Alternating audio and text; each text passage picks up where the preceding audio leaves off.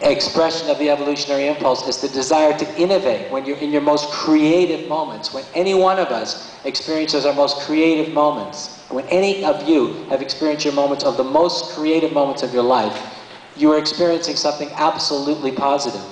Were you not? And when you experience the spiritual impulse, which is the urge to become more conscious, you're experiencing something that's absolutely positive. So the nature of the evolutionary impulse, the nature of the desire to exist, is absolute positivity. There's a will towards existence that's overwhelmingly positive.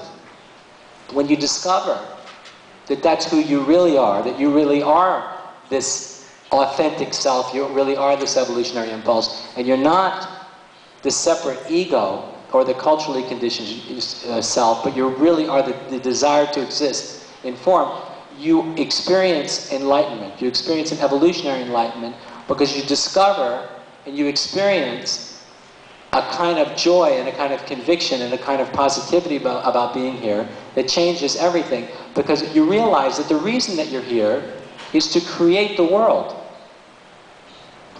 We are all God as the evolutionary impulse in human form. We are the evolutionary impulse in human form. We're God in human form.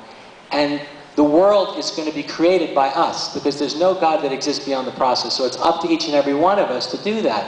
And when you awaken to this evolutionary impulse and creative impulse, it's non-metaphysical, it's non-relative or absolute nature, you realize the reason that you're here is to create the world and to create the future. That's the reason that you're here. You're not here merely to live a personal life and have personal experiences, but you're here to create the future. And it's a very big reason to be alive. And it's the ultimate reason to exist in the modern and postmodern and post-postmodern world. The ultimate reason to exist is to create the world. And when you and I discover, no doubt whatsoever,